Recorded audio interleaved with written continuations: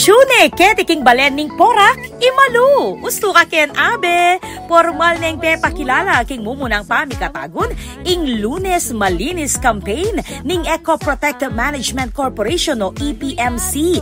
Keti king Kalzadang Bayo Elementary School, inyang September 15. Iti yung programang gagawan lang armchair, reng akolektang plastic at karton para kareng estudyante king elementarya.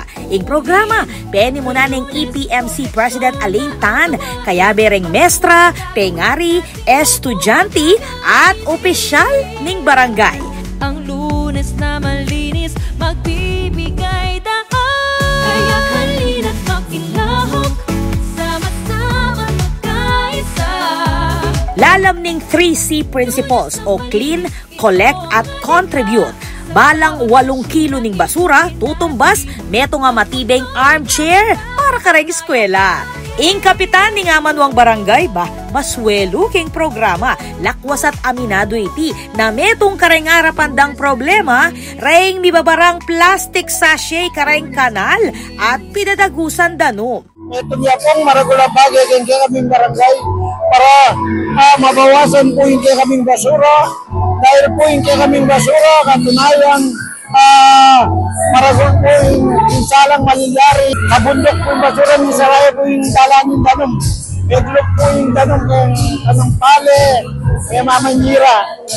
Alos na kanyang po yung basura to. King Manibahog Paralaya Elementary School naman, misakto yung kampanyang Lunes Malinis uling salukuyan niyang gagawa ng school building keti.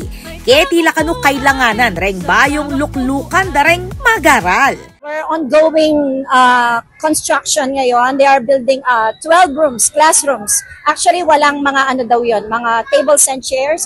So, we really need the chairs and tables para sa mga learners.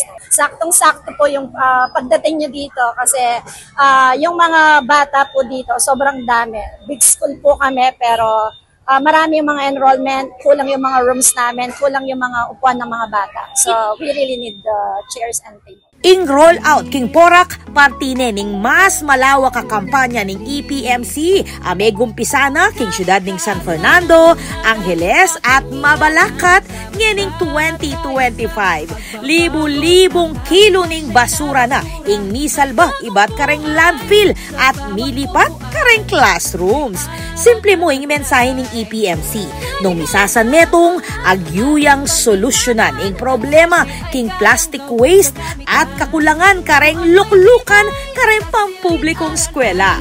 Ang Lunes na malinis, magbibigay daan. Kalikasan ang hangat, ating pag-ingatan. Ang sachet ay kayang gawing kagamitan. Umuang may tibay. Ako po, Patricia Mamangon para King News Force, Pampanga. Balitang tutuking balen, susuyo.